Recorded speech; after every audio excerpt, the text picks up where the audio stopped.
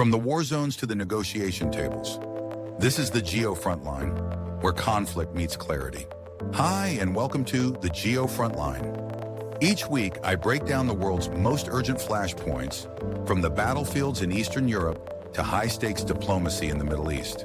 You'll get clean, no-spin analysis of conflicts, alliances, and strategy. If you want to stay ahead of global power shifts, subscribe now. Join the front line of understanding, where conflict meets clarity. The conflict in Ukraine has drawn significant global attention, with the United States and Russia playing pivotal roles in seeking a resolution. This discussion dives deep into the ceasefire negotiations, analyzing the political maneuvering, strategic interests, and global stakes involved. In February 2022, Russia launched a full-scale invasion of Ukraine. Since then, the war has caused immense suffering, displacing millions and devastating cities. The international community responded with unprecedented sanctions on Russia and military support for Ukraine, setting the stage for a prolonged geopolitical standoff. Fast forward to 2025. The United States, under President Donald Trump's renewed leadership, is aggressively pushing for a ceasefire. The goal? Halt the fighting, open the door to diplomatic talks, and begin stabilizing the region. In Jeddah, Saudi Arabia, U.S. officials presented a 30-day ceasefire proposal aimed at creating a cooling-off period between Ukrainian and Russian forces. Ukrainian representatives signaled interest in the plan, saying they would consider it, but only if Russia showed genuine commitment. That meant more than just words.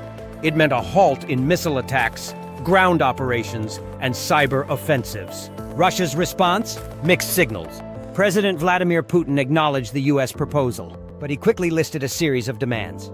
At the top of his list, an immediate stop to Western military aid flowing into Ukraine. He also pushed for formal assurances that Ukraine would never be allowed to join NATO, something Russia has objected to for years. Putin called for addressing what he described as the root causes of the war, pointing the finger at NATO's eastward expansion and Western meddling in Russian spheres of influence. To Putin, the war is about survival, sovereignty, and resisting what he sees as encroachment. The U.S., on the other hand, views this conflict as a matter of international law and democratic freedom. For Washington, Russia's invasion violates Ukraine's sovereignty and is part of a broader effort to destabilize democratic nations. So, while a ceasefire is welcome, the Biden and now Trump administrations have both demanded that any peace agreement must respect Ukraine's territorial integrity. The negotiations themselves have been anything but simple. In a surprising move, a top Kremlin envoy, Kirill Dmitriev, met with U.S. advisor Steve Witkoff at the White House. The meeting, which took place behind closed doors, covered both military and economic issues. Among the more controversial ideas, lifting some sanctions on Russia if it agreed to a ceasefire and troop withdrawal. This idea sparked backlash among U.S. allies and within Congress, where some lawmakers called it a dangerous concession. But for Trump's team, it's part of a bigger strategy. Use economic incentives and personal diplomacy to achieve results that traditional diplomacy hasn't. Meanwhile, the fighting on the ground continues. Despite talk of peace, Russian missile strikes have escalated in key Ukrainian cities.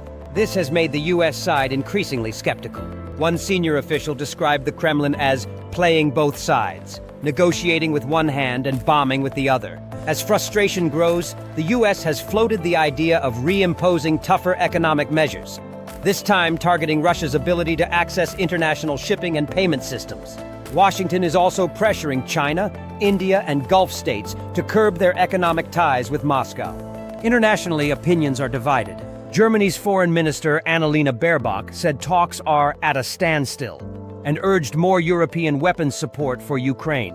China, in contrast, praised the negotiations, calling them a positive step toward peace. On the economic front, markets have reacted nervously. Ukrainian bonds fell sharply after news leaked that the ceasefire was unlikely to happen in the immediate term.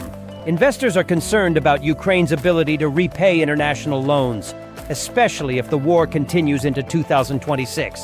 Within Ukraine, public opinion remains firm. No deal that sacrifices land for peace. President Zelensky has repeatedly said Ukraine will not give up territory in the Donbas or Crimea regions, and any peace deal must come with international security guarantees. In Russia, state media portrays the negotiations as a win for Putin, proof that the US is recognizing Russia's role as a global power broker.